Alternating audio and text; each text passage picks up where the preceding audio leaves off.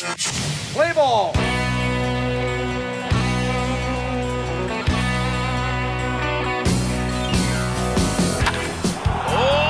La balle est frappée avec moi en direction du champ à gauche. Et elle est partie!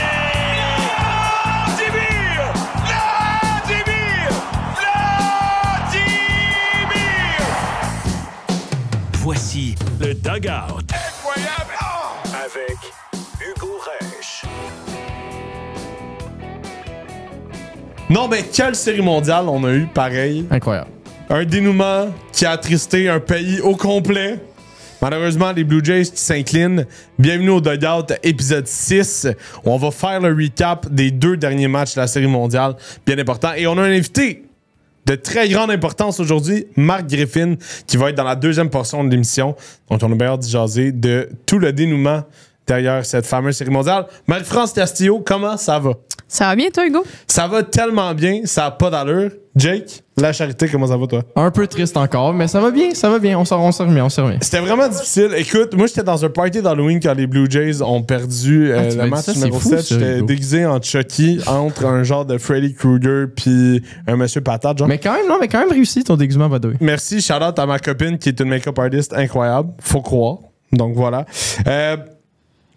Écoute, on va sauter dans le vif du sujet présentement parce qu'on n'a pas beaucoup de temps. Parce qu'on veut laisser de la place à M. Griffin. J'avais pensé faire un petit récapitulatif des 2 derniers matchs. Puis ensuite, on se lance. Quand vous voulez intervenir, on y va. Et on parle des situations. D'accord? C'est parti, les amis. Donc, match numéro 6. Ben, naturellement, on trouvait Kevin Gausman contre Yoshinobu Yamamoto sur la butte. Yamamoto qui a terminé avec 96 lancés et qui a lancé durant le match numéro 7, qui a été très, très bon. On peut commencer par probablement le moins bon jeu du match, qui a été la course ou le read d'Addison Barger en 9e manche. Ça a été quoi vos impressions quand vous avez vu Kike Hernandez faire un petit lob au 2e but à Miguel Rojas pour pincer Barger? Qu'est-ce que tu fais? Ouais, exactement. Mais sur un jeu de même, une vieille tente qu'on appelle en bon français. La bonne tente. La bonne tente. Kike, il y a eu un départ incroyable parce que tout le monde était sûr qu'il a tombé la balle. Je pense que tout le monde le confirme. Il y a eu un excellent read, une excellente vision du jeu. Tu t'en allais où? Je veux dire, je me rappelle plus qui était au 3e but là, en avant de lui, là, j'ai aucun souvenir. Mais tu t'en allais où? T'avais aucune option. Puis je pense que même si la balle tombait, le gars au 3 rentrait même pas au marbre. Non, pas du tout. Fait que tu faisais quoi, mon homme? Écoute, peut-être qu'il a lu le line drive. C'était pas une line drive, c'était une tente. Ah, je sais, bon, c'est vrai, c'était une tente. C'était Je le sais pas pourquoi j'ai dit line drive, mais Camping je voulais Jimenez. dire Camping Jimenez. Ouais, j'espère qu'il y a des parts dans ce nom-là. Mais non, effectivement, peut-être que lui, il a vraiment juste anticipé que la balle allait tomber. Kike l'a dit après le match, qu'il pensait que la balle allait tomber, puis que finalement, il avait perdu de vue dans les lumières, puis il a juste décidé de foncer sur la balle. Finalement, c'était la bonne affaire à faire. T'en penses quoi, toi? Ben, je pense que c'est un manque d'expérience, là. Tu sais, Barger, recrue, il était stressé, probablement mauvais départ, mauvaise lecture, mais ça reste, c'est vraiment décevant, tu sais. Surtout que le frappeur d'avant, Clement, tu fais menotter sur le premier pitch, là, ça repose sur le jeu d'après. Petite tente, là, on se dit, OK, au moins, il y a une chance après. Reload 2, puis c'est même pas proche. C'était décevant. Exact. À ce niveau-là, tu peux pas faire ce genre d'erreur-là. Non, tu peux pas te permettre. À ce niveau-là, à cette série-là, je comprends que c'est une recrue, mais tu peux pas te permettre de faire ce genre d'erreur-là. 100%. Tu sais, oui, il y a une couple d'erreurs qui ont coûté la série mondiale aux Blue Jays, mais ça, c'en est une que, je veux dire... Ouais. On peut-tu parler, par contre, 2 secondes de l'ajout de Miguel Rojas dans le line-up des Dodgers? Tu sais, Miguel Rojas, ça a toujours été un gars qui avait beaucoup de swag, qui était super bon défensivement. Ouais. On le savait. Puis ça a toujours été ça. Puis il n'y a jamais vraiment eu... tu sais, un peu comme Andrés Jiménez, il y a tout, tu sais, par-ci, par-là, il y a eu des petits moments de contact au bâton. Mais il n'a jamais été aussi fort qu'il a été dans les 2 derniers matchs. Donc ça a vraiment fait la différence. Kevin Gausman a ouvert le match numéro 6 en faisant 5 retraits sur des prises dans les 3 premières manches. C'est quand même assez impressonnant. Sa balle front marchait à fond. Ben, même 5 dans les 2 premières manches, 8 dans les 3 premières. C'est vrai, c'est vrai. Dans les 2 premières manches, il a été excellent. Kevin Gausman, tout au long des séries. Le pitching staff des Blue Jays tout au long des séries ont été quand même assez bons. Est-ce que vous diriez que les Blue Jays avaient des meilleurs lanceurs en termes de résultats que les Dodgers dans cette série mondiale-là? Je pense que oui. Je pense vraiment que c'est un manque d'opportunité sur le bâton qui a vraiment tué les Blue Jays. Tu sais, je pense que la rotation a fait plus que ce Schneider s'en attendait aussi. Je pense que la rotation a vraiment été plus qu'à la hauteur ce qui aurait dû être, ce qui a fait qu'on compétitionné contre les Dodgers. Au bas, les Dodgers n'ont pas été là. Fait que est-ce que c'est parce qu'ils ont bien maîtrisé les frappeurs? Est-ce que c'est parce qu'ils ont bien étudié les frappeurs? Je sais pas. Mais je pense que ça a vraiment été là, mais je pense que ça a vraiment été un manque d'opportunisme, surtout au bâton, des erreurs d'inattention, mettons les courses sur les buts, on vient sur Barger, mais la course de Falefa aussi. Le match numéro 7. Je veux dire, c'est plusieurs affaires quand même qui ont fait que ça a coûté la Série mondiale. Je dis pas que les Dodgers ne la méritaient pas, mais je pense que les Jays ont travaillé tellement fort puis sont rendus jusqu'où, puis ils étaient à deux retraits, ils étaient à un coup sûr de se rendre avec la Série mondiale. Fait que, c'était difficile. D'ailleurs, je sais pas si vous saviez cette stat-là, mais c'est la première fois depuis les Yankees en 1962 qu'il y a une équipe de la Série mondiale qui gagne avec une moyenne d'équipe en bas de la Mendoza Line, en bas de 200. Ça, c'est terrifiant. Là. T'es un lanceur. Mais c'est des longues balles, tu sais. C'est ça. Ça a été des longues balles au moment opportun, mais tu vois, mettons, t'es un lanceur des Blue Jays, tu vois cette stat-là, t'as le goût de pleurer continuellement, honnêtement. Puis, comme tu l'as dit, ils ont tellement bien fait ça. Ils ont travaillé très fort. Ils ont été capables de sortir des bonnes présences au bâton. Ils ont eu des coups sûrs dans les moments opportuns. Tu sais, George Springer a fait le coup sûr qui a fait rentrer Ernie Clement, si je me trompe pas. Pas Ernie Clement, mais ouais. J'ai oublié son nom. Peut-être? Non, c'était pas Jimenez. Dans le match numéro 6. Je me sais plus si qui est rentré. C'est Barger. Je pense que c'est Barger. C'est Barger. Ouais. Oui, c'est Barger, c'est ça. Tu sais, Springer a été blessé, il est revenu au jeu. À chaque swing, il grimaçait. Il avait tellement mal. Il mettait un genre de brace pour ses côtes là, entre les manches. Mais il a toujours été capable d'être constant, mettre la balle en jeu. Ça a été quand même assez fou par rapport à ça. Puis, de l'autre côté, du côté des Dodgers, ben, il y a des gars qui se sont réveillés. Will Smith a été super bon dans les 2 derniers matchs. C'est lui qui a produit le premier point pour ouvrir les valves dans le match numéro 6. Puis c'est lui qui a donné les devants aux Dodgers dans le match numéro 7. Malheureusement, c'était sur Shane Bieber. On peut rien dire là-dessus. À force d'un moment donné donner des opportunités à une équipe comme les Dodgers, ils vont répliquer, 100%. Ils vont faire de quoi. Ben, c'est exactement ça qui s'est passé. L'expérience des Dodgers en série a fait la différence face aux Jays aussi. Là. Ils ont pris le moment qu'il fallait qu'ils shine, puis l'ont fait, puis ça fait en sorte qu'ils ont gagné la Série mondiale aussi. Exactement. Puis on parlait un peu plus tôt, comme quoi les grosses têtes, c'est important qu'ils se lèvent du côté d'LA. C'est ça qui s'est passé. Mookie Betts a frappé des coups sûrs vraiment importants aussi. Là-dedans, a fait le dernier jeu pour donner la World Series aux Dodgers. Parlons un peu de Yoshinobu Yamamoto. Il a gagné le joueur le plus important de la Série mondiale. Mais tabarouette. Honnêtement, là, genre, moi, j'ai rarement vu un lanceur performant comme ça. De loin, là. Je veux dire, il a lancé la Game 2 dominant. Lancé la Game 6. Il a pas été autant dominant qu'il avait été Game 1, mais il était dominant encore une fois. Tu sais, il avait dit avant le match, là, je pourrais être disponible pour lancer. Puis j'étais comme, le job m'a lancé 96 lancés. C'était la deuxième sortie en 4 jours. Hey, les chances qu'il relance des gaz en même puis qu'il soit bon. Des gaz, là. Je me dis, ils l'ont ramené, puis il a été dominant. Oui, il a été shaky, là. On s'entend, ça a passé proche de. Mais. Ben, il a fait de la job. Il a fait de la job. Écoute, il a tapé le 97, man, puis il avait genre quasiment 100 pitches dans le bras. Puis on voit pas ça. Genre, ça arrive jamais dans la MLB qu'on voit un lanceur partant revenir lancer le lendemain de son dernier départ. Non. Pas le surlendemain, le lendemain. Puis c'est pas comme s'il avait fait un départ de 2 manches, puis il avait lancé 30-40 pitches. Non, il a lancé 96 pitches. Incroyable. Tout dans le cadre de la zone des prises. Là. Aucune balle manquée dans ce départ-là. C'était impressionnant. Ouais. Le lendemain, tu le ramènes pas pour une manche, pas pour 2.2 manches, pour permettre à ton équipe de gagner le match numéro 7. Si Yoshinobu Yamamoto ne fait pas partie des Dodgers de Los Angeles de 2025, les Jays remportent cette série-là facilement. Ouais. C'est le lanceur qui leur a donné du fil à retordre. Les Jays ont frappé tous les autres lanceurs. C'est pas sûr que ça a été autant facile. Là.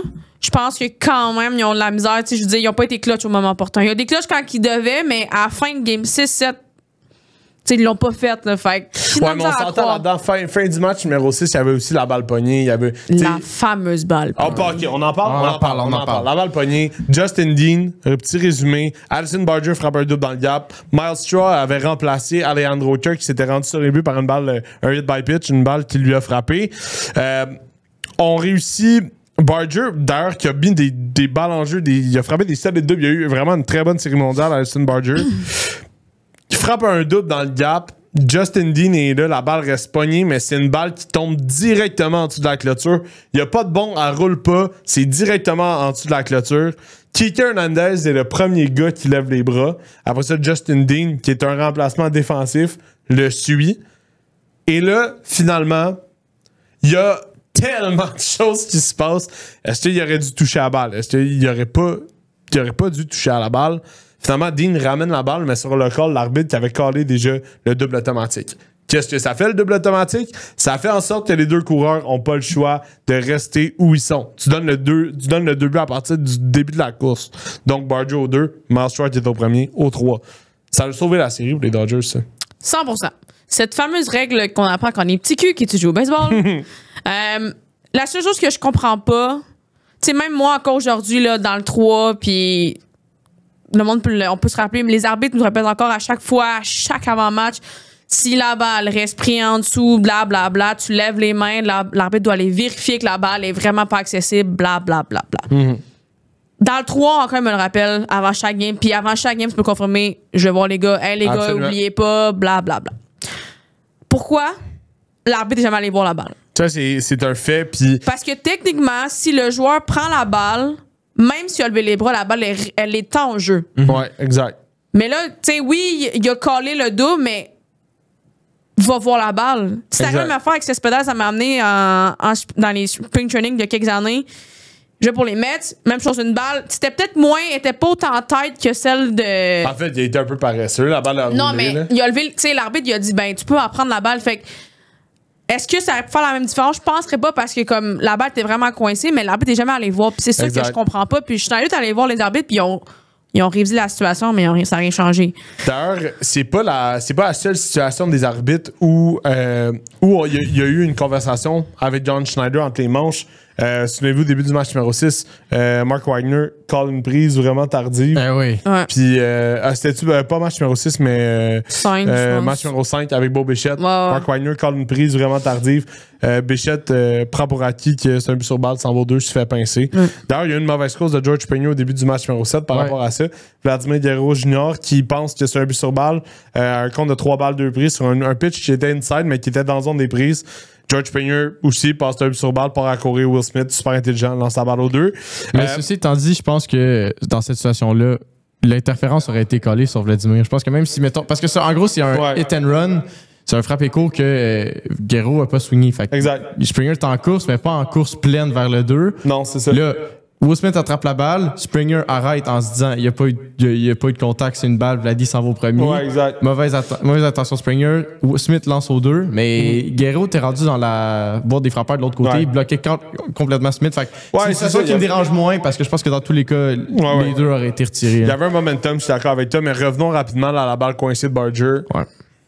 C'est épouvantable à quel point, justement, cette ambivalence-là, puis cette liberté d'interprétation-là des arbitres a fait en sorte que.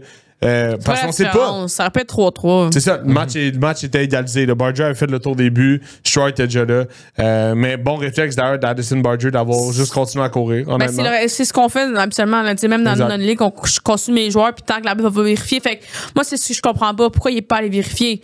Il y a plein de cas controversés comme ça dans la série mondiale que le monde dit, ah ben là, c'est en faveur des Dodgers parce que le monde veut que les Dodgers gagnent, mais on ne saura pas non plus, là. Ouais, non, c'est ça. Là, on peut plus rien faire anyways. C'est fini, c'est terminé. Les Dodgers qui sont back-to-back. Ohtani, deuxième année avec les Dodgers, deuxième série mondiale. Ça, c'est faut quand même le faire. Match numéro 7, Max Scherzer à la balle. C'était quoi votre impression par rapport à ça quand Max Scherzer a eu la balle? Moi, je pense que c'est le bon call à faire. Là. Je pense que c'est le gars qui a le plus d'expérience. Il a fait des game sets. Il sait c'est quoi vivre avec cette pression-là. Il l'a sorti au bon moment. T'sais, quand il l'a sorti, on l'a vu, il était d'accord. Il a pas battu une coche cette fois-ci. Là. Mais il était d'accord avec la décision. Je veux dire, il a fait ce qu'il avait à faire. Il a amené l'équipe, il fallait qu'il l'amène. Après ça, on n'a pas tenu l'avance. On a donné un point à chaque fois. On a fait 4-2. On a toujours donné un point de trop. Puis on connaît la suite des choses. Mais je pense qu'il est utilisé de la bonne façon. Il a fait les matchs qu'il a donné. J'irai la reprocher là-dessus. Est-ce que John Schneider a été trop lousse avec son utilisation de Max Scherzer? Il l'a quand même laissé pour quasiment 5 manches. Ouais, mais il menait. Puis il était dominant. Là. Il a pas. C'est pas fait péter. Il l'a sorti, c'était 3-1. Exact.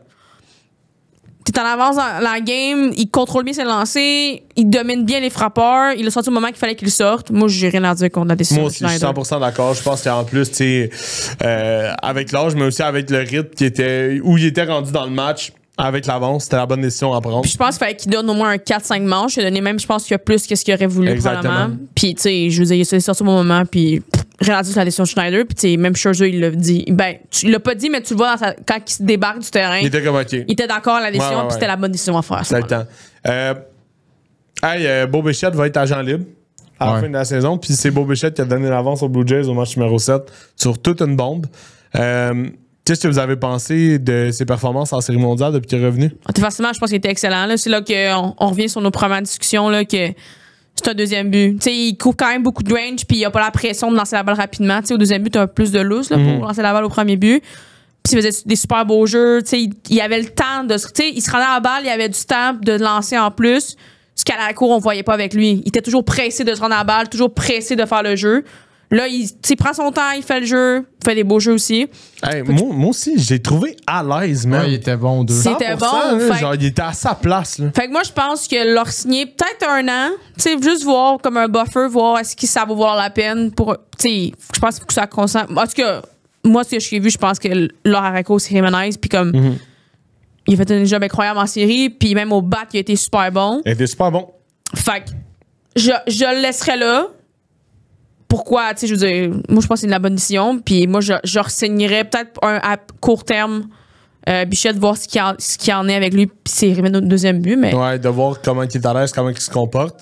Parce que, tu sais, en ce moment, sa valeur est tellement basse à l'Areco, je pense, selon moi, sur le marché, que s'il signe, il va pas signer comme Areco, selon moi. Ailleurs, non. Il signe comme deuxième il va but. signer comme Exact. deuxième, mais je pense que ça serait bien pour lui, puis pour même les Blue Jays, d'avoir un joueur constant deuxième but comme lui, que sa valeur va augmenter. Tu sais, quitte à signer 2 ans. Ben, en fait, l'argument principal, c'est que les joueurs de deuxième but vont toujours faire un peu moins d'argent que les joueurs d'Areco. Par contre, 100%. Beau Bichette a Ils un sont bâton bat. élite. Exact. Exactement. Fait que ça, c'est Fait- la valeur supplémentaire que tu peux lui donner. Mais je pense qu'en ce moment, sa valeur comme Areco est pas assez haute pour qu'il risque peut-être, mettons, d'aller voir ailleurs. En tout cas, ça, c'est mon opinion en moi. Tandis qu'au deuxième but, je pense qu'il peut se permettre d'aller signer 1 ou 2 ans avec les Jays. Sa valeur va augmenter. Puis après, tu sais, s'il veut être agent libre puis il veut aller voir ailleurs, fine.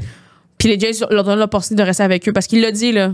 Lui, il Je veux aimerait rester ça. avec Ouais, c'est ça. Toronto. Ben, je pense que c'est là où je dis faire de toi, MF. C'est sur le fait que je pense que s'il signe à Toronto, c'est sur le long terme. Parce qu'il veut rester à Toronto. Je pense que si les Jays sont prêts à faire l'offre avec l'argent nécessaire, il va rester là.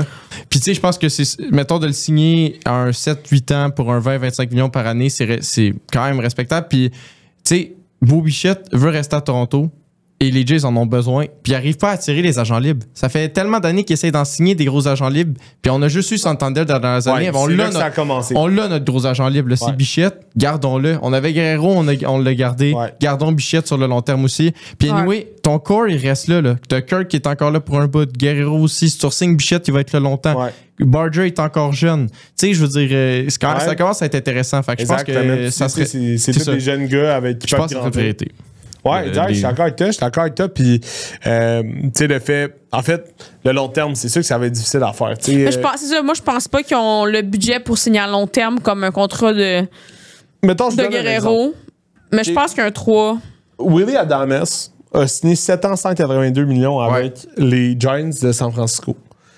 Si j'étais le clan Bichette, je pense qu'un contrat d'autour de 200 millions sur un long terme, c'est réalisable. Ouais, je pense moi que aussi. c'est ça qui vise. Mais oui. Vas-y. Est-ce qu'on va dire la même Non, Je je te sais laisse pas. aller, peut-être qu'on va dire la J'allais même dire, chose. le problème de Bichette, c'est qu'il y a un bat d'un joueur élite de la ligue.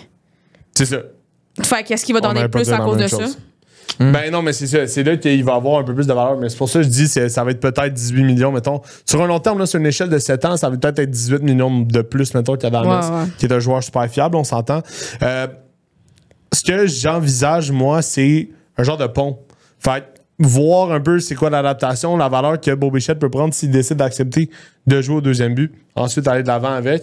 Mais. C'est pour ça que moi, j'optais plus sur un petit contrat. Peut-être Ben, pas c'est ça, un un an, mais pont. un 2-3 ans, c'est ça, un voir. pont, quand- genre c'est comme de si- 2-3 ans, ouais. Tu sais, voir. Puis après ça, à la limite, si jamais il veut vraiment plus, puis les Jets peuvent le donner plus que ce qu'il veut, ben il va avoir pris une valeur sur le marché en tant que deuxième but. Puis ben, c'est ça. OK. Là, on va adresser l'éléphant dans la pièce qui est là depuis la fin du match numéro 7, en fait. Isaiah Kinner-Falefa. Oh mon Dieu. Aïe, aïe, aïe, aïe, aïe. Tu faisais quoi, Big? Course de pingouin. Tu faisais quoi, man? Ah non, course de marde même, sérieux. Qu'est-ce là. qu'on dit à nos troisième buts, aux coureurs au troisième but? On dit, tu prends ce que le troisième but te donne. Et souvent, le troisième but ne joue pas.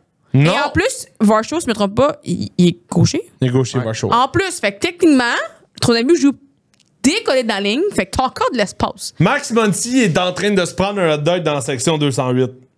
Honnêtement. Ah ouais, c'est à ce il est point-là loin qu'il du était bac, loin. là. Ah ouais. Tu sais quoi, Big? Puis, il était où son walking lead? N'avait pas.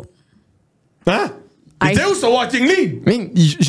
Man, bouge, tes fesses, je comprends C'est pas. quoi? man. Mais il n'avait pas le momentum. Tu sais, le troisième but, c'est t'es rendu au bout, là. Ouais. Mais, tu sais, prends le momentum, rends-toi là, puis.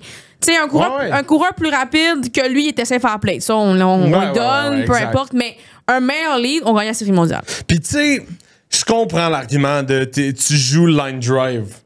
Mais on s'entend dessus, là. Hey. T'es rendu là, man. T'es Ouais, mais rendu là. Je comprends que tu land drive, mais t'as quand même un 3-4 pas de plus pareil. Puis t'as le temps de revenir. C'est un coureur intelligent, Isaiah Kinner-Falefa. Honnêtement, il y a une raison pourquoi les Blue Jays Ben ont là, je décidé pense de qu'il le est, prendre. il est pas tant, là, parce que tu vois, ça Ben bourre là, qu'il a ben fait. là, non, exact. Mais là, il a paniqué. Mais c'est une échelle de... Mais en fait, je dis pas qu'il a paniqué, mais je veux dire, quand t'es rendu sur une échelle de la Série mondiale, il y a des affaires qui peuvent changer. Il y a la pression, t'es en situation de marquer, il y a moins d'un retrait. Ouais, mais là- Ou il y avait un retrait. Je me sais pas, il y avait combien de retraits ce Il y jeu? avait un retrait.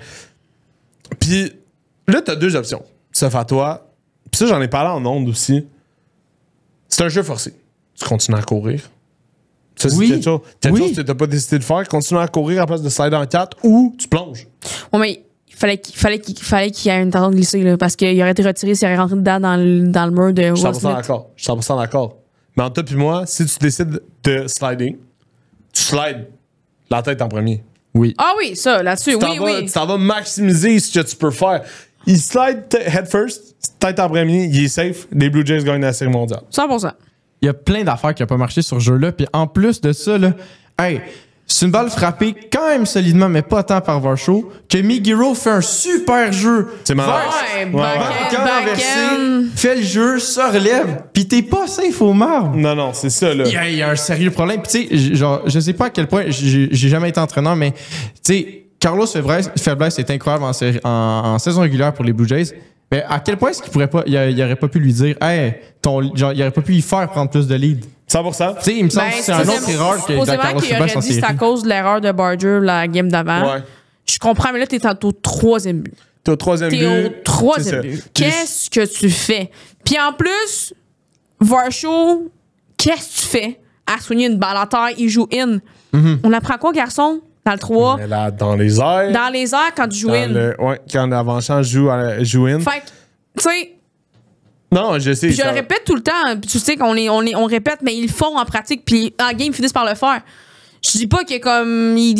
Je comprends juste pas l'approche qu'il y avait au bâton non plus, là. Mais tu sais, t'es dans une situation. Écoute, moi, comment je vois ça pour les frappeurs dans une situation de série mondiale où tu peux donner, mettons, la victoire à ton équipe, t'es plus genre dans la stratégie. T'es comme, tu swing for the fences, tu swing le plus fort que tu peux, puis tu y vas. T'sais. Ouais, mais à un moment Non, donné. je suis d'accord avec toi. Sois conscient de la situation de jeu devant toi. Je Mais, pense que mon anglais est vise tombé. pas à terre. Frappe à terre. Non, frappe à terre. Et d'ailleurs, Frappe à terre. l'autre situation, c'est Alejandro Kirk pour finir le match. Tu sais, Alejandro Kirk, les lanceurs Ouais. des Dodgers sont intelligents. Ils savent que le coin extérieur, ils l'aiment. Ils l'aiment pas mal. Puis il est capable de bien connecter avec. Puis chapeau à Yamamoto parce qu'il l'a vraiment attaqué. Genre, En dedans. Ouais, il l'a attaqué en dedans. Mais en fait, il a vu qu'il était instable parce qu'il a décidé de faire une balle glissante en bas pour commencer. Kirk, man, t'étais où là-dessus? Genre, il a swingé comme s'il n'y avait pas de lendemain, c'était une balle. Ouais. Il a été zéro intelligent, il a voulu faire des affaires trop vite. Puis après ça, on l'a attaqué à l'extérieur, puis c'est là qu'il a brisé son bat sur le deuxième pitch à bat. Ça fait en sorte que, ben justement, on a joué dans la tête des Blue Jays, des Dodgers avaient l'expérience de gagner. Chose que Toronto avait peut-être besoin d'apprendre. Tu sais, les Panthers ont perdu en finale de la Coupe en 2023 pour ensuite en gagner deux de suite. Ouais. Puis là, il faut parler aussi de l'attrapé de Paré dans le Ah champ ouais, ensemble mais sur ouais, la c'est shot vrai, de ben Ernie oui. Clement. Andrés Paré, Kiki s'en ça. allait dans le mur, pas de balle. Ah ouais. Ah ouais. Lui, là, moi... Puis là, t'as Paré qui arrive, genre... De nulle part. Puis il venait de faire Le defensive sub. Ouais, Ouais, c'est ça, j'allais dire. exact. J'allais dire pinch En début de runner. manche. J'allais dire pinch runner, Ouais, mais c'est pas ça ouais, pantoute, là. ouais, Faire le mais- jugement défensif, ouais. il venait de le faire un retrait avant. Ouais. Puis c'est lui qui... Ça a changé aussi la série mondiale, là. Mais ça aussi. C'était une shot, là. Kiki l'aurait jamais attrapé, là. Non, non, il était non. de dos, puis il cherchait la Puis balle. même au contact, j'étais sûr que ta balle était échappée. Là. Ben, qui était Ben oui. en jeu, Je là. pensais que c'était un double dans le gap. Là. Je veux dire, tous les deux coureurs y allaient, puis ils reculaient, Mais il gagnait, là-dessus, il gagnait. Là-dessus, il gagnait. Ben oui. Moi, D'ailleurs, j'étais sûr que c'était la victoire. Là. Chapeau à Ernie Clement. Puis là, je vous confirme que c'est mon prochain jersey. Mais chapeau à Ernie Clement qui a frappé 30 coups sûrs, c'est un record Ouais, dans les majeurs c'est incroyable. pour un parcours en série. D'ailleurs, j'ai quelques petites stats intéressantes avant d'aller dans le dernier point puis lancer ça à Mark Griffin. Ça a été le match numéro 7 de la Série mondiale le plus visionné en 34 ans. Le dernier, ça a été le match numéro 7 de la Série mondiale de 1991 entre les Twins et les Braves. C'est les Twins qui avaient gagné la Série mondiale cette année-là. Canada's team, quoi. Canada's team, exact. L'impact d'un pays, mais effectivement, puis Ernie Clement, comme tu as dit, qui a battu le record de coup sûr dans un parcours en séries éliminatoires. Le dernier point que je voulais aborder avec vous autres avant d'envoyer ça à Mark Griffin, c'est l'utilisation des lanceurs, la gestion des lanceurs de John Schneider. OK? Moi, personnellement, j'aurais pas mis Jeff Hoffman pour finir le match. Je pense que les Dodgers, j'aurais mis Kevin Gausman, honnêtement. Ouais, mais. Et là, je vais t'expliquer pourquoi. Je vais t'expliquer pourquoi, tu parleras après. OK? Je te jure. Ouais, il y a un problème. Tu suis les rythmes de ton adversaire. Tu sais, Dave Roberts a tout de suite mis ses partants. C'est correct, tu peux mettre tes partants, mais il a mis des lanceurs dominants qui pouvaient aller loin si jamais il y avait quelque chose qui se passait. Là, finalement, ils ont pu resserrer la vis. Ça a été une cause d'égalité. Il a décidé de mettre Yamamoto pour terminer ça. Parce que Yamamoto avait le numéro des Blue Jays. Kevin Gausman avait super bien commencé le match numéro 6. Puis on s'entend. Yes Savage, c'était correct. Moi honnêtement, Ouais, ils l'ont mis. il y en a qui disent qu'il aurait pu finir sa manche. Moi, honnêtement, tu mets tes deux retraits, Hoffman a fini la manche, parfait. C'est correct. Ah, ça, c'est parfait. Merci Jeff, t'as fait ta job, c'est exactement ça qu'il fallait faire. Tu nous as sorti du jam. Gausman, sa fronde, là, avant le premier coup sûr de Will Smith au match numéro 6, c'était pas touchable. Ses tunnels étaient parfaits. Moi, je pense que ça aurait été quelque chose, l'histoire d'une manche, qui aurait été super bénéfique pour les Blue Jays parce que il y aurait soit eu des retraits sur des prises ou il y aurait incité des contacts très faibles. Puis ça, c'est mon opinion à moi. Moi, ce que je vais te dire à Voilà. l'inverse, c'est que les Dodgers n'avaient pas le luxe de la relève qu'avaient les Jays. 100%. Ouais. Je suis Les d'accord. Dodgers avaient des excellents lanceurs partants, mais il y avait une relève so-so, ce qui faisait en sorte que Dave Roberts ne pouvait pas compter sur sa relève. Ouais, je suis d'accord Tandis avec toi. que durant toute la série, toutes les séries de série mondiale, la relève des Jays ont été quasiment à la perfection. Ils ont fait des erreurs. Je suis d'accord. Est-ce que Hoffman était l'homme de la situation? Je pense que oui. Parce que il est venu pour les Jays pour ces genres de situations-là. Y a-tu chopé la balle? 100%. Puis, écoute, il a closé des matchs, Jeff Hoffman. C'est un bon closer. C'est pas ça que je suis en train de dire. Mais c'est arrivé dans la saison qui t'a bousillé des avances. C'est arrivé, c'est un mais fait. je pense pas que. OK? Je pense pas qu'avec avec le line-up que t'avais sur la butte, qu'il fallait que tu mettes Gausman avant Hoffman. Moi, je suis pas d'accord avec ça. Ben, Parce moi non que- plus. Pas avec toi. Je suis pas d'accord avec ça parce que rendu là, tu mets tes meilleurs lanceurs. On s'en fout, t'es le match numéro Ouais, mais- 7. T'as peut-être du luxe, non? Hey, c'est Ouais, égalité, mais ils vont te servir plus Hoffman, loin. il avait bien fait en série mondiale. Là. Ouais, c'est ça. Hoffman, il Mais avait... oui, je suis d'accord, t'avais Bon, closé ben des voilà. matchs. Voilà. Je suis Voilà. d'accord, t'avais closé des matchs, mais Voilà. c'est pas... Quand même, il y a un historique qui suit le joueur. Puis Oui, moi, mais en honnêtement, série mondiale, tu vas bien, puis c'est qui le meilleur lanceur entre Gausman et Hoffman? mais c'est pas le même style de lanceur. Non, mais c'est qui le meilleur lanceur? Mais c'est pas le même rôle qu'ils ont. Non, c'est ça. Puis Mais ça si, fonctionne on s'en pas. fout. T'es Ben, en on match s'en numéro fout pas. 7. Ben, c'est ça. On s'en fout T'es pas. en match numéro 7. Ouais, mais Tu t'en fous. En tout cas. Bref. Non, mais- Qu'est-ce que t'as à dire là-dessus avant Ben, qu'on ok. s'arrache les cheveux? Là? Moi, j'ai une coupe de points. OK? Premièrement, moi, je suis d'accord avec MF. Jeff Hoffman a été dominant en série, puis là où je pense que je suis pas contre le fait que ça a été Gausman, Mais Gausman n'est pas Yamamoto non plus. De le voir Yamamoto le lendemain d'un match, fine. Pas Gausman. Gausman, c'est pas Yamamoto. Je pense que Gausman, le lendemain d'un départ, n'aurait jamais été aussi bon que la veille. Ce qui fait que Jeff Hoffman ferait et qui a démontré pendant toutes les séries qu'il pouvait être le closer qui a pas été pendant la saison, c'était le gars à mettre. Il a échappé le pitch, là. Il n'y a aucun doute là-dessus. Il a échappé. Mais c'est le gars que je vais mettre. L'autre point que je voulais dire, pas tout à fait rapport. Ceci étant dit, je veux nous donner du crédit à nous trois. Est-ce que John Schneider aurait écouté le dugout? Parce que il a pas amené Fluharty, il a amené Varland. Il a utilisé ses meilleurs releveurs au lieu d'utiliser les duels gaucher. J'étais tellement content de voir Varland sortir à la place de Fluharty. Puis d'ailleurs, puis on l'a vu 2 fois prendre des lancers Mason Fluharty dans l'enclos. Là, donc moi, j'étais pas sûr de ce qui allait se passer par rapport à ça. D'ailleurs, chapeau à Dave Roberts qu'il a décidé de séparer Freddie Freeman puis Shohei Ohtani. Dans l'alignement pour pas avoir 2 gauchers consécutifs pour donner l'option à Schneider de mettre Fluharty. Pour revenir sur l'argument des lanceurs, écoute, je trouve que t'avais d'autres options que Hoffman. Mais bref, le but est que, rendu là, meilleur exemple, meilleur parallèle, parce que je suis en train de bâtir mes arguments, parce que j'ai 2 personnes contre moi. L'année passée, c'est qui a closé le deal pour les Dodgers? En 2024? Yo, je m'en rappelle plus. Je sais pas ce que j'ai mangé hier. C'est Walker Buehler. Okay? Walker Buehler a été un des meilleurs lanceurs partants. Ouais, c'est vrai, c'est lui, c'est vrai. A été un des meilleurs lanceurs partants des Dodgers durant l'année. Mais il avait lancé la veille. Oh. Comment? Il avait lancé la veille? Non, mais il avait lancé 2 matchs auparavant. Ouais, mais c'est 2 matchs. Mais c'est différent. Non, 1 match auparavant, excusez. Il avait lancé le 5, pas le 6. Ouais, mais c'est pas le même. Le 3, pas le 5. Bref, anyway, on n'a pas la même opinion, là. On n'a pas la même opinion. Dans mon livre à moi. Mais c'est ton livre. On n'a pas le même livre ensemble. Je sais. Moi, j'ai le même livre qu'AMF. Il y a du fun dans lire votre livre. Puis d'ailleurs, dites-nous en commentaire qu'est-ce que vous auriez fait à la place de John Schneider dans cette situation-là. Puis il y a une chose. Je suis bien curieux de savoir. Une chose à dire aussi, c'est facile de critiquer après. C'est facile de dire. 100%. Tu sais, sur le moment, je pense qu'en étant écrit de change, j'aurais fait de la même décision que lui. Puis je peux comprendre. Mais après, c'est toujours plus facile.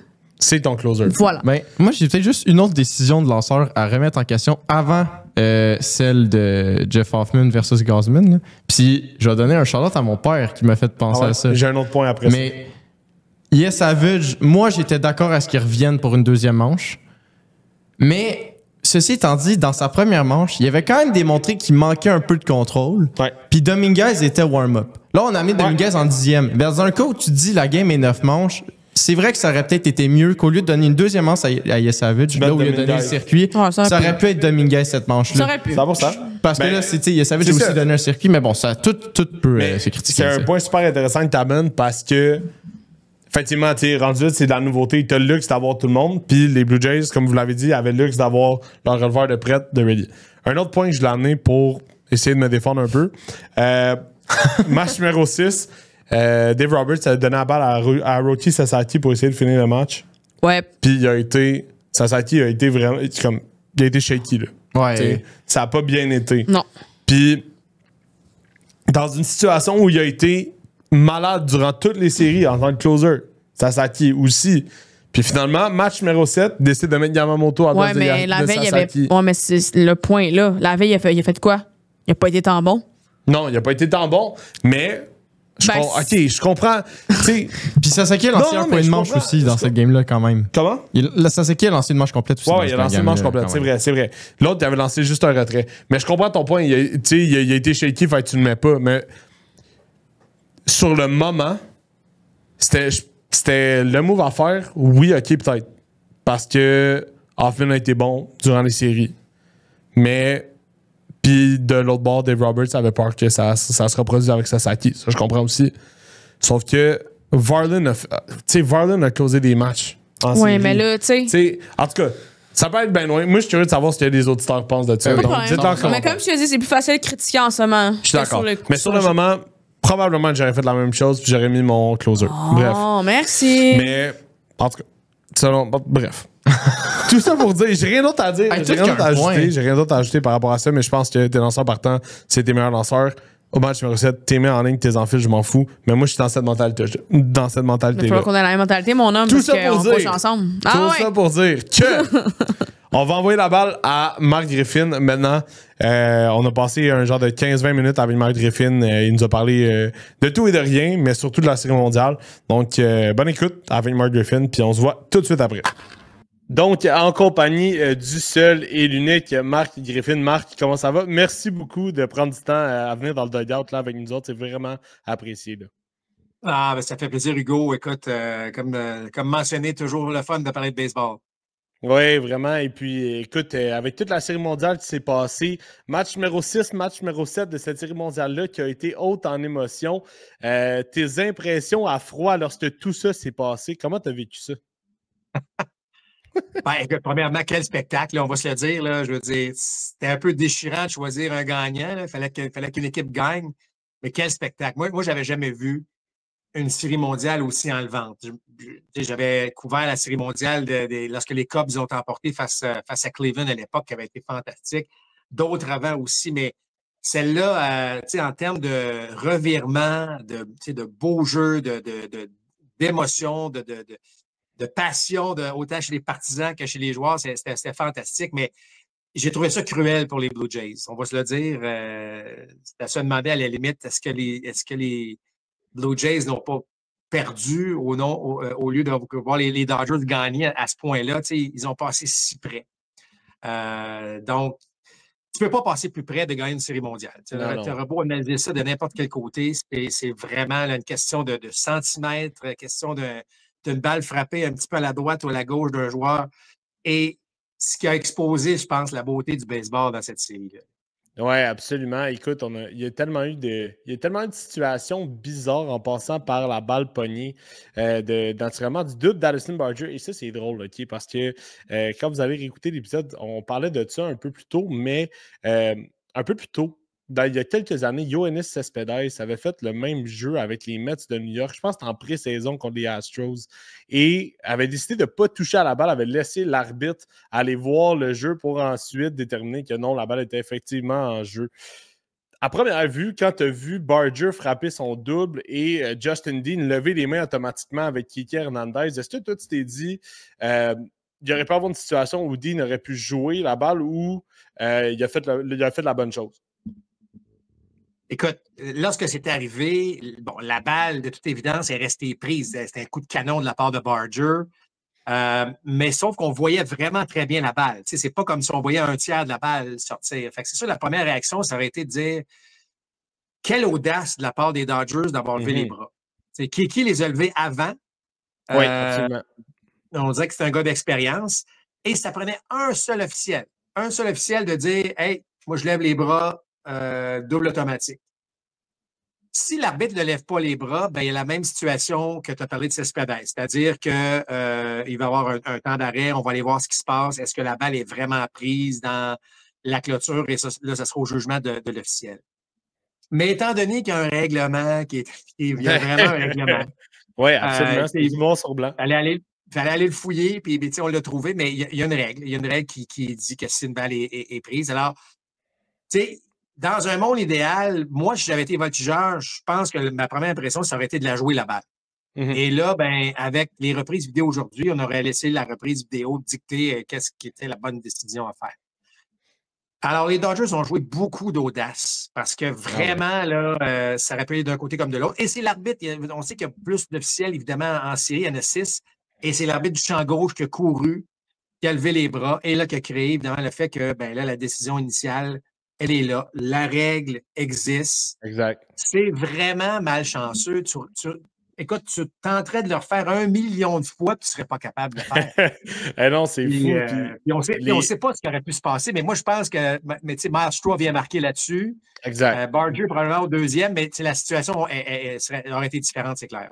Oui, exactement. Puis on voyait après le match aussi, là, les analystes de MLB Network, ESPN, sont tous allés voir sur le bord de la clôture et vraiment, là, la balle était vraiment pognée. Là. Il n'y a aucun espace ou presque. Ça te donne une idée à quel point Addison Barger a connecté avec cette balle-là parce que, honnêtement, tu as ça prise comme ça. Personne n'anticipait ça. Même les voltigeurs jouent le bon, naturellement. Donc, ça a été assez impressionnant à ce niveau-là. Écoute, on n'a pas le choix de parler de Yoshinobu Yamamoto. Je pense que Yoshinobu Yamamoto a été sensationnel. On en parlait un peu plus tôt dans le podcast, mais quel contrôle de ses lancers, mais aussi quelle belle utilisation de ses tunnels. Sa balle front, sa balle courte, sa balle rapide. Ça a vraiment été dévastateur tout au long des séries éliminatoires. Et le fait qu'il ait lancé vraiment un superbe match numéro 6, et qu'il revienne de la sorte dans le match numéro 7, je trouve que ça fait une belle scène pour le talent qu'ont les joueurs japonais. Je pense qu'on ne prend pas la peine de considérer les ligues japonaises et qu'est-ce qui se passe en Asie, mais honnêtement, ça a été toute une prestation de Yoshinobu Yamamoto. Ça défie toute logique, un peu ce qu'il a fait. Je me souviens de Madison Bumgarner qui avait été si bon en 2014 là, face aux Royals de Kansas City. Mais tu as raison de le mentionner, la discipline des joueurs japonais, des lanceurs japonais, leur préparation physique, leur préparation mentale, très différente de ce qu'on voit en Amérique du Nord. Et je me souviens, lorsque Yamamoto est arrivé avec les Dodgers à sa première année, on le regardait se préparer entre ses départs, on se dit, mais qu'est-ce qu'il fait là? Mm-hmm. C'est des exercices qu'on ne voit même pas ici. Il fait des choses très, très différentes, mais c'est pour cette raison-là. Les Japonais ont toujours été reconnus par leur extrême discipline, leur extrême préparation. Puis je pense que ça est venu aider carrément. Le gars qui, écoute, 96 lancés la veille. Ouais. Tu reviens, puis il en avait lancé 34 dans le match 7. Tu as l'impression qu'il aurait pu en lancer encore 35 autres. Il était parti pour 2 autres manches, pour vrai. Écoute, là. La balle front fonctionne. Ouais. En fait, là, la présence de Alejandro Kirk, coureur au premier et troisième, tu le sais que tu cherches une balle à double jeu. Absolument. Mais si tu en laisses une moindrement à la hauteur de la ceinture et plus haute, il y a égalité, là, parce que Kirk va frapper une balle au champ extérieur. Ouais. Il n'a jamais donné la chance à Kirk de frapper une balle d'aplomb. Il a pris les devants, il est resté bas à l'extérieur, mais trop proche pour regarder passer que Kirk est obligé de s'élancer. Ouais. C'est comme s'il a joué avec Kirk comme si rien n'était. Moi, je vais la positionner là, je vais la mettre là, puis après ça, je vais la mettre là, puis il va frapper un roulant, puis c'est exactement ce qui est arrivé. Donc, c'est du génie. C'est une préparation physique hors norme qui défie toute logique, mais on ne dira pas qu'il a battu les Blue Jays à lui seul parce que ça a pris les circuits de Muncy, puis évidemment de Roas et celui de Will Smith. Mais je veux dire, tu gagnes match 2, 6 et 7. Je pense qu'il n'y avait pas trop de doute sur le choix du joueur par excellence. Non, c'est sûr et certain. Et puis, toi, est-ce que tu considérais que c'était un peu comme un risque de Dave Roberts de revenir avec Yamamoto? On sait que même dans le marathon de 18 manches, il était prêt à revenir s'il y avait quelque chose. Naturellement, son éthique de travail est super bonne. On voyait comme faire un shadow, simuler des élans là, entre les manches. Mais ouais, est-ce que tu considères que ça a été un peu un risque de Roberts de ramener un lanceur qui avait autant lancé, en fait? Il y a toujours un risque. Il y a toujours un risque. Il n'y a pas une décision. Là, même John Schneider, pourquoi tu amènes Hoffman en 8e alors qu'il y a Savage semblait en plein contrôle, mais il va te répondre, moi, je veux gagner avec mon meilleur. Oui, et si je perds, je vais perdre avec mon meilleur. Et dans l'option les options que Dave Roberts avait, clairement, on n'allait pas toucher à certains releveurs. Il s'est dit, écoute, lui, si c'est capable de lancer, je vais y aller avec mon meilleur dans les circonstances. Mais ça fait changement des Dodgers il n'y a pas si longtemps. Rappelle-toi les quelques séries mondiales passées là, où les fameuses statistiques avancées nous disaient hey, on ne peut pas mettre un gars après 2 tours, on ne peut pas faire ci, on ne peut pas faire ça. Absolument. Moi, j'ai trouvé que cette série mondiale-là a ouvert un peu la façon de gérer. Donne-moi les données, mais je vais quand même y aller avec ce que mes yeux me donnent comme information sur le terrain. Puis il y a eu pas mal de décisions prises des deux côtés, là, qu'il y a une couple d'années, on n'aurait pas vu, compte tenu, évidemment, des informations de statistiques avancées qu'on avait. Oui, je suis d'accord avec toi. Je n'irai pas jusqu'à dire qu'on a un peu coaché à l'ancienne, mais on est allé beaucoup plus avec les sentiments, les instincts. Chose qui a fait en sorte qu'on a vu vraiment, justement, des joueurs s'illustrer. Je veux dire, je pense que c'était un peu écrit dans le ciel que Max Scherzer allait avoir la balle pour le match numéro 7, mais quand même, le fait d'amener un partant de 41 ans qui n'avait pas connu qui n'avait pas connu il y avait une mauvaise fin de saison, on va se le dire, et que par la suite, a juste dominé en séries éliminatoires, a été super solide. Être capable de revenir avec Max Scherzer qui avait vraiment là, du feu dans les yeux pour le match numéro 7, ça a été assez impressionnant. Puis il a donné quand même 4 bonnes manches de baseball. Moi, écoute, il y a des gars qui sont, tu sais, comme Vlad a déjà dit, il dit, je suis né pour ça, là. Ouais. Il y en a effectivement qui le sont. Des fois, puis tu sais, ça peut arriver souvent aux jeunes, ça va trop vite. Tu sais, des fois, là, quand je dis ça va trop vite, c'est que ta prise de décision est immédiate. On l'a vu dans ces séries-là, parfois des petites prises de décision. Barger s'est fait prendre à s'éloigner dans le match numéro 6. On a mis fin au match parce que c'était un petit peu trop éloigné. Je ne dis pas que la game va trop vite pour Barger, mais c'est ce genre de situation-là, parfois, qui fait que c'était un vétéran comme Mad Max, comme Max Scherzer. Ça allait donner quelque chose de fort. Je pense que il savait que c'est peut-être sa dernière chance de lancer en série ou en série mondiale. Écoute, ce gars-là a tout donné. Il a exactement donné ce qu'on avait besoin. Mais tu t'imagines-tu, dans le même match, là, dans un même match, on a vu Yamamoto, Blake Snell, on a vu, en fait, la panoplie des lanceurs.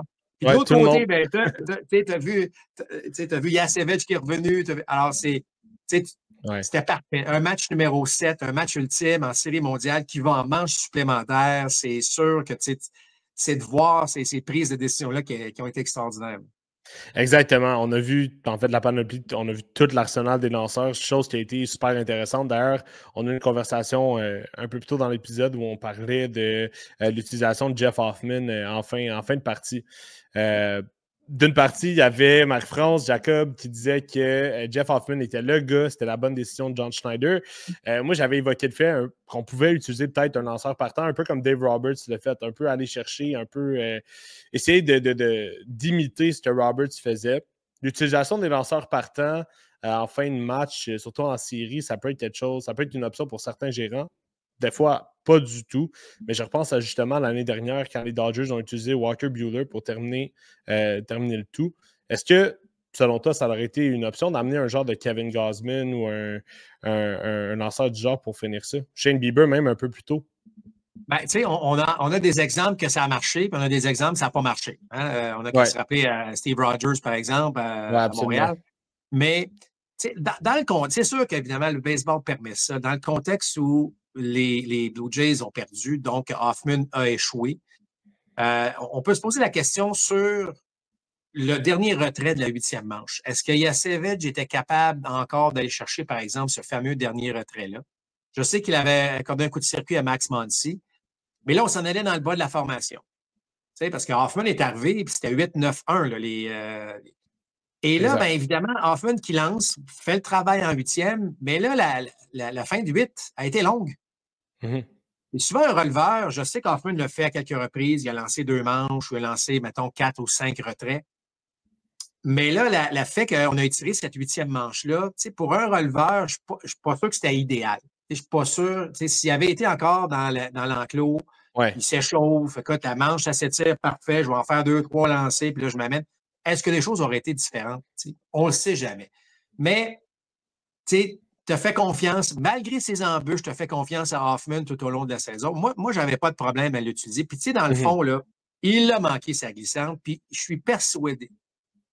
En fait, je ne suis pas dans sa tête, là, mais on était tous en train de penser que Rojas va être retiré.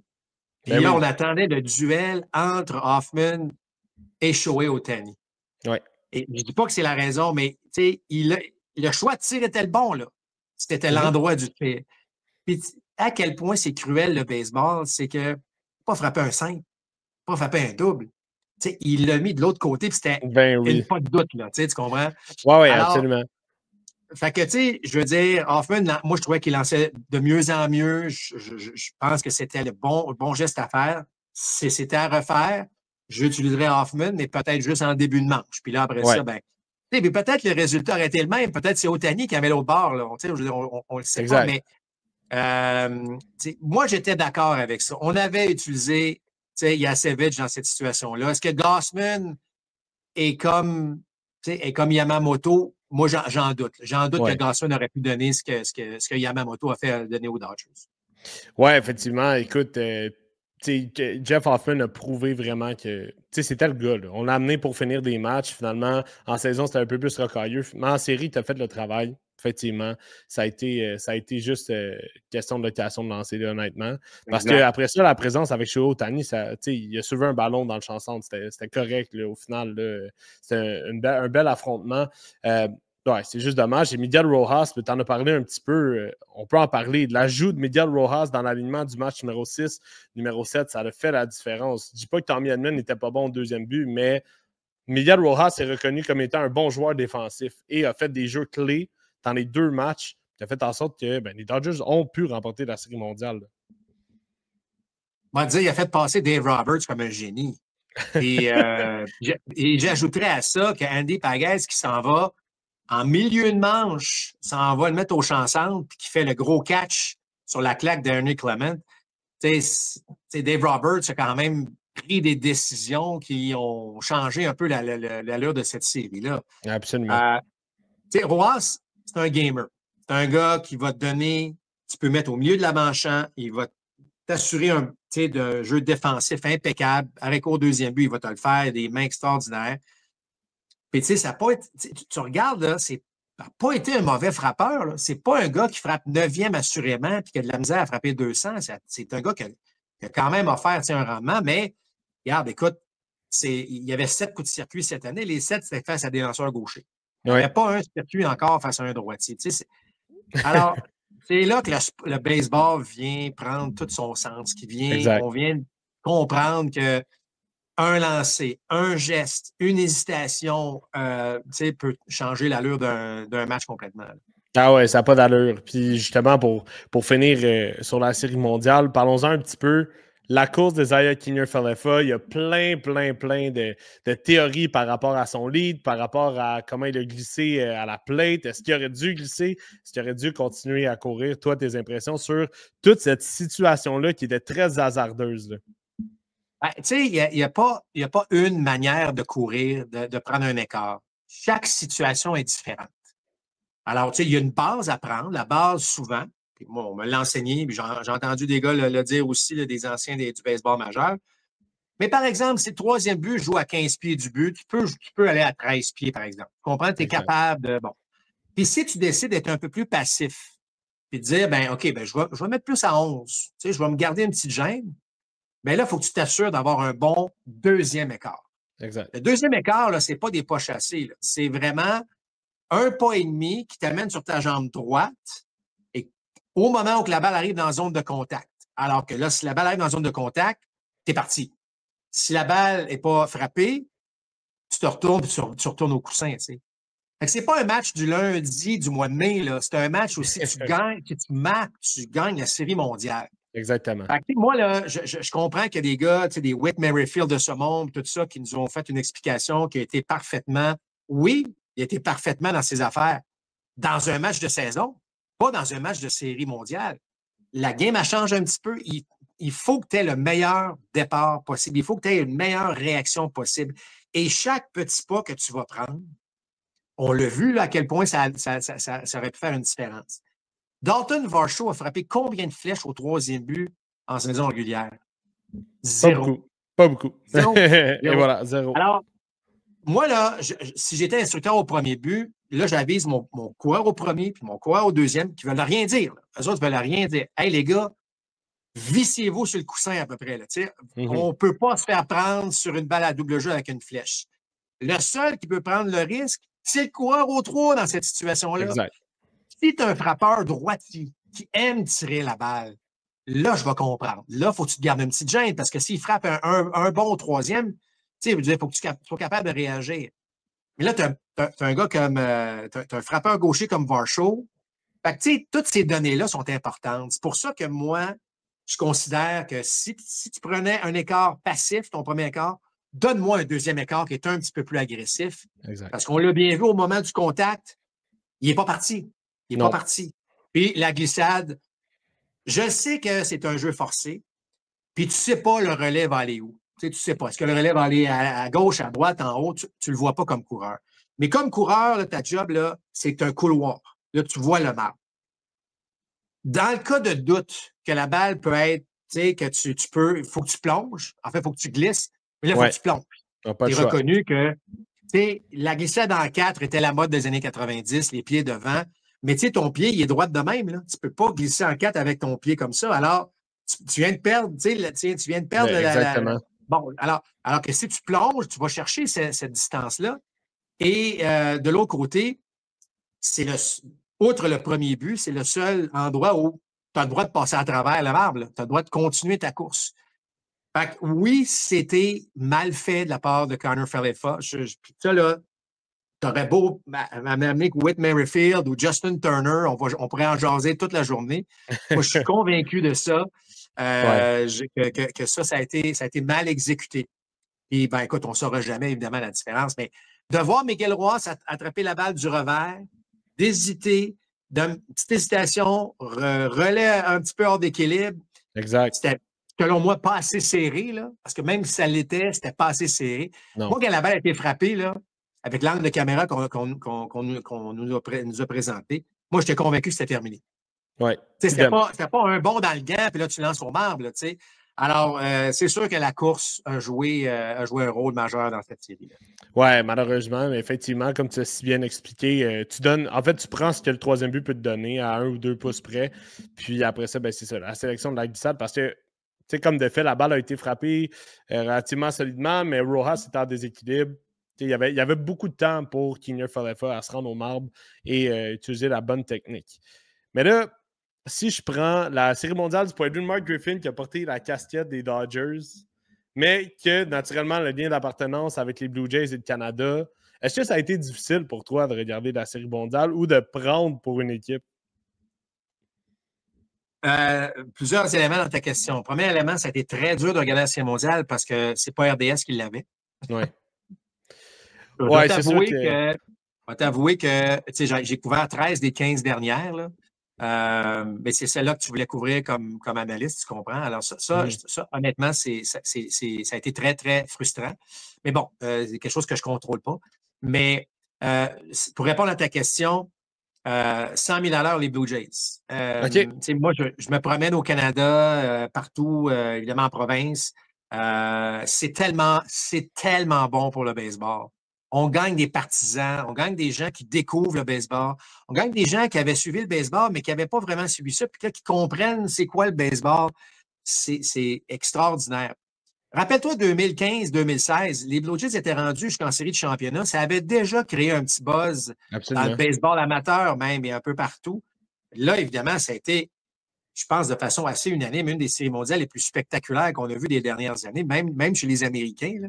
Et je trouve que c'est fantastique. Donc, tu sais, je suis content. J'ai des amis encore chez les Dodgers. L'instructeur au troisième, Dino Abel, est un bon ami à moi. Tu sais, je suis content qu'il gagne. Mais moi, je souhaitais une victoire des Blue Jays pour le bien du baseball en général, que ce soit amateur, que ce soit pour des amateurs, pour la popularité. Écoute, ça fait 31 ans que je suis analyste baseball. Tu comprends que on en a vécu des périodes tough, là. Tu sais, des périodes où le baseball ne passait pas deuxième, là, on était rendu 5 puis 6e, puis on en faisait du baseball à la télé, puis on essayait de rendre ça intéressant, puis et là, ben, on est arrivé dans une année où là, le baseball est devenu pratiquement prioritaire. Et je trouve ça fantastique. J'ai absolument hâte de voir le nombre d'inscriptions que cette série mondiale-là des Blue Jays a mené pour le baseball au Québec. En tout cas, on parlait de un peu plus tôt cette semaine, Marc Salon parlait à Rawlings, à Max Lamarche, parlait comme quoi là, les étagères se vidaient là, dans les magasins de baseball pour des mitaines de l'équipement. Donc, j'ai bien hâte de voir ça va être quoi le résultat de tout ça. Mais effectivement, tu sais, le défi, Hugo, tu sais que le défi, Hugo, là, c'est... Là, on va rentrer un peu dans quelque chose d'un peu plus plate, mais le défi, ça va être... Il va manquer de terrain. Il manque déjà un peu de terrain. Oui, effectivement. J'espère que ça va pouvoir aider de pouvoir être créatif et trouver des façons... On est rendu avec des chiffres, les meilleurs chiffres de l'histoire du baseball dans les années 80, alors que les expos étaient extrêmement populaires. On est en train de les rattraper, ces chiffres-là. Vous imaginez à quel point. Là. C'est extraordinaire, mais ça va peut-être créer un petit peu de frustration à gauche, à droite. mais c'est un beau problème de toute façon. Ouais, exact. Puis si c'est un petit peu un wake-up call pour justement prendre du temps puis investir un peu plus dans les terrains de baseball, dans les installations, ben c'est juste des bonnes nouvelles pour le sport au Québec, honnêtement, et pour le futur du sport au Québec, évidemment. T'en as parlé un petit peu, t'as l'expérience dans tout ce qui est broadcasting, couverture de séries mondiales, mais aussi naturellement les expos. On n'a pas le choix d'en parler, Marc, le documentaire Qui a tué les expos. T'en as fait partie et honnêtement, je te lève mon chapeau. Tu as été très, très bon dans le documentaire. Ça a été vraiment touchant à t'écouter. Comment tu as vécu toute cette expérience-là de tournage et de revoir un peu certaines images concernant les expos? Écoute, je vais te répondre ainsi. L'entrevue que j'avais faite avait duré là, 2h30, 3 heures. Et je suis sorti de cette entrevue-là et je me disais, là, j'espère qu'on tourne la page. OK. Moi, ça me fait vraiment revivre des moments tough, là, faut-il le dire. Là, et encore plus tough parce qu'on réalise à quel point on n'avait pas de vision, on n'avait pas de...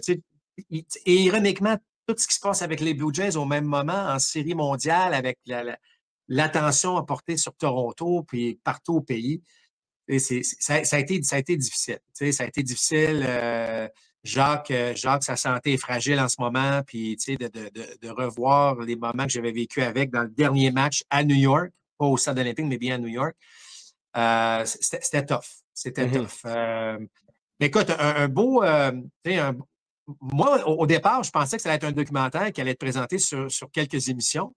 Okay. Alors que là, ça a été évidemment bien fait, ça a été très bien fait, mais pour une entrevue de 2h30, on avait amené beaucoup de points, puis je sais qu'il y en a plusieurs qui ont passé, là, qui avaient amené plusieurs points. Je pense qu'il y aurait du stock pour en faire un autre, mais là, bon, évidemment, on va...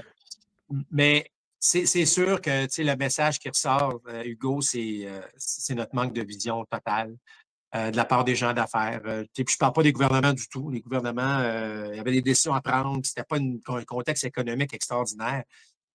Mais la communauté des affaires, a manqué le bateau. Et je veux dire, pour 100 millions de dollars, tu gardes l'équipe qui vaudrait 2,5 milliards aujourd'hui. Écoute, c'est même pas une question. Ça aurait été exponentiel. Puis comme ça, les gens seraient morts de rire à quel point les équipes prennent de la valeur. C'est même pas drôle. Là.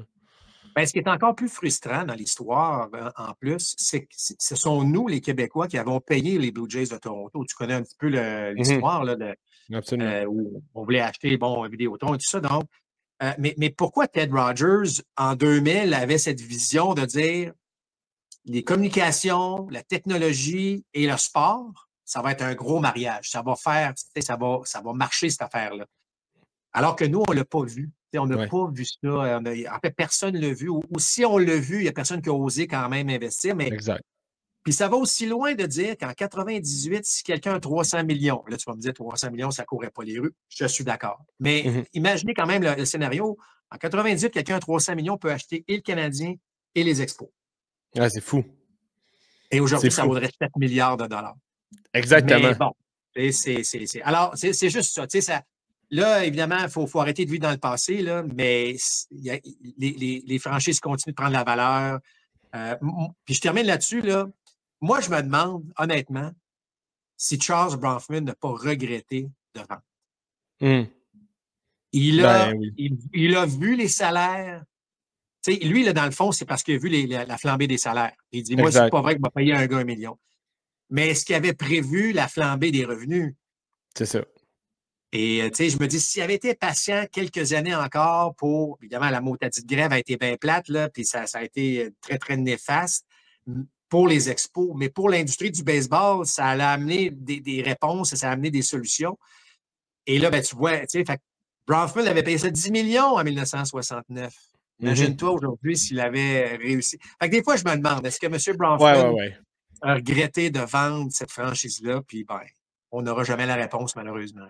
Ben non, c'est plusieurs zones grises. Écoute, moi, j'ai 27 ans. Quand les expos ont quitté, j'avais 6 ans. J'étais pas trop au courant de ce qui se passait. J'aimais le baseball. Je commençais à jouer au baseball à ce moment-là, mais c'est par les archives puis de voir naturellement ce documentaire-là que tu comprends un peu l'ampleur de la situation. Parfois, parfois, il y a des marchés qui sont pris pour acquis, parfois, il y en a qui ne sont pas pris pour acquis. C'est ça la grande différence. C'est ça qui fait en sorte qu'il y a des équipes qui sont plus riches que d'autres. En tout cas, ça a été super intéressant d'entendre là-dessus. Puis j'espère que les auditeurs vont vraiment aimer cette partie-là de l'entrevue. Écoute, on va finir avec ça, Marc. Tu le sais, le marché des joueurs autonomes est maintenant ouvert dans le baseball majeur. Il y a plusieurs noms à Toronto qui posent des questions. Là, on ne sait pas s'ils vont revenir. Là, au moment où on enregistre ça, les Blue Jays ont fait une offre qualitative à Bo Bichette, 22,5 millions pour 1 an. Est-ce que toi, fondamentalement, tu crois que Bo Bichette va revenir à Toronto? Ben, en passant, c'est une formalité. Hein, l'offre qualificative, ça n'a rien à voir avec les prochaines négociations de contrat. C'est juste qu'on doit le faire à ce niveau-là pour s'assurer que, bon, si jamais il quitte, on va recevoir une compensation en termes d'un choix au repêchage. Écoute, tu sais, il faut regarder dans son ensemble. Je sais que de façon émotive, il faut qu'il revienne. Il faut qu'il revienne. Et c'est toi, un frappeur. C'est sûr que s'il ne revenait pas, c'est mieux d'aller chercher un autre bon frappeur parce qu'il va laisser un énorme trou. Mais là, la question, c'est qu'est-ce qu'il va accepter de jouer au deuxième but? Est-ce que les Blue Jays ont une meilleure équipe avec Bichette au deuxième puis Jiménez à l'arrêt-court? Probablement que la réponse est oui. Maintenant, si Bichette ne revient pas, est-ce que tu mets Barjo au troisième? Si tu mets Barjo au troisième, il faut que tu mettes Ernie Clement quelque part. Exact. Tu mets Ernie Clement au deuxième but. Alors là, soudainement, tu l'as ton avant-champ. Est-ce qu'on investit? Parce qu'il va coûter cher, Beau. On va se le dire, là, il va coûter cher. C'est correct, il vaut cher parce qu'il frappe.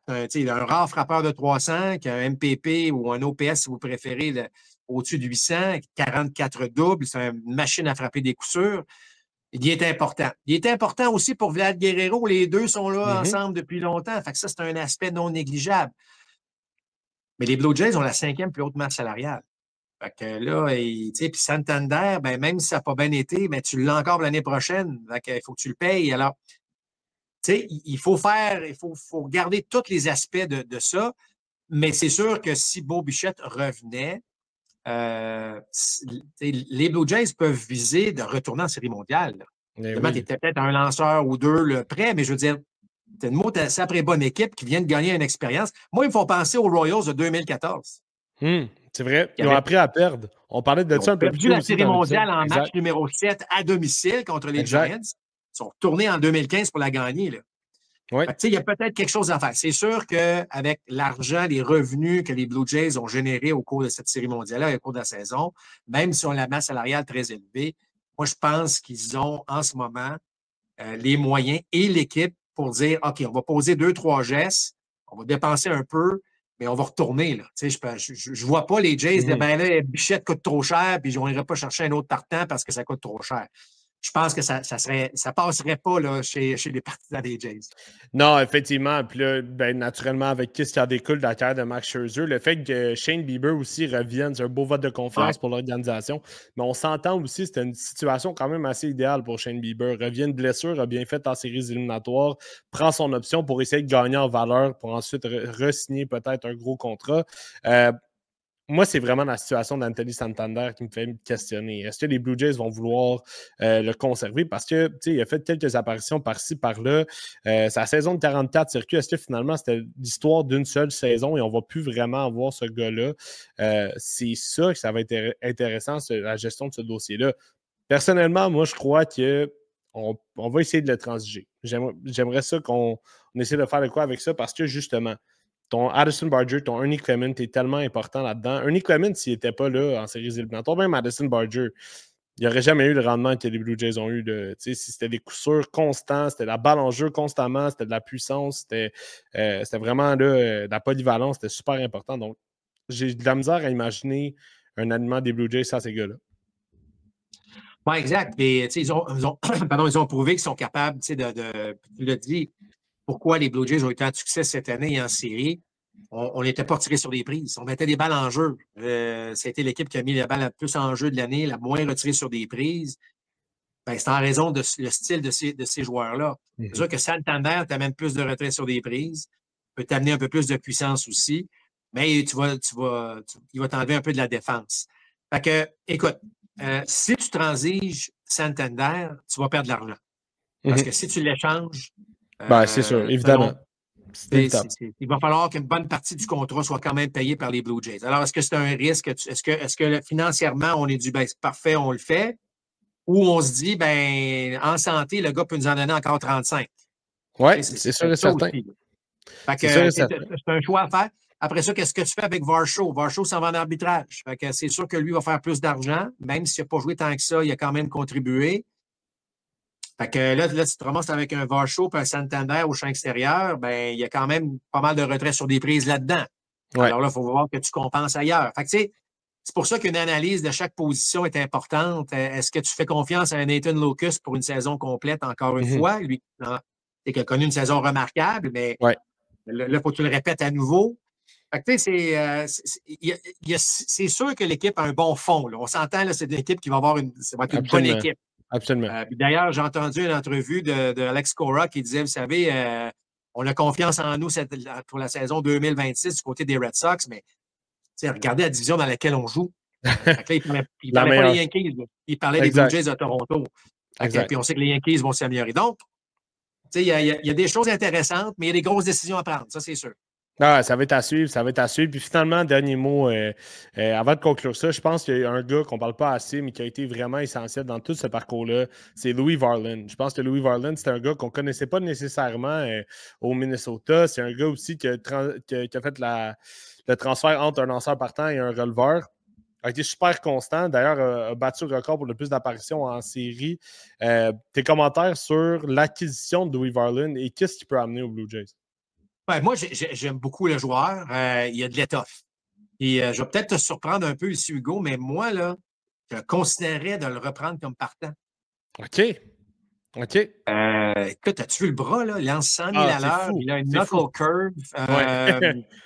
Je veux dire, écoute, il n'est pas vieux, ce gars-là. Il a 27 ans. Exact. 27 ans. Ses meilleures années sont devant lui. Fait que, écoute, moi, là, je le considère. Imagine-toi si Varland se joint évidemment à Gausman, à Bieber, à Yasevic. Puis là, finalement, tu as un Varland qui. En tout cas, moi je ne dis pas que ça serait la décision prise demain matin, mais je le considérerais. Je parlerais avec Varland. La qualité de son bras, écoute, puis s'il ne veut pas, il veut rester releveur, tant mieux, parce qu'on a quand même un gars qui est assez solide. Oui, il devient vulnérable pour le coup de circuit, je comprends. Mais à 27 ans, avec ce qu'on a vu, le gars peut encore s'améliorer, peut développer un autre lancer. Tu comprends? Beaucoup de potentiel avec ce joueur-là. Il n'y a aucun doute là-dessus. Oui, exactement. Mais en même temps, le risque du circuit vient avec un lanceur à haute vélocité. Ça vient ensemble. Et si Eric Lauer a pu connaître une saison en tant que partant, pourquoi pas Louis Varland? Donc, c'est vraiment un bon point que tu amènes. Hey Marc, merci beaucoup pour ton temps dans le podcast. Ça a été super apprécié de parler de balle avec toi. Tu peux revenir n'importe quand. C'était vraiment le fun. Ça me fait bien plaisir, Hugo. Merci à toi. Puis toujours le fun de parler de balle. Yes, passe une belle journée. Ciao. Bye.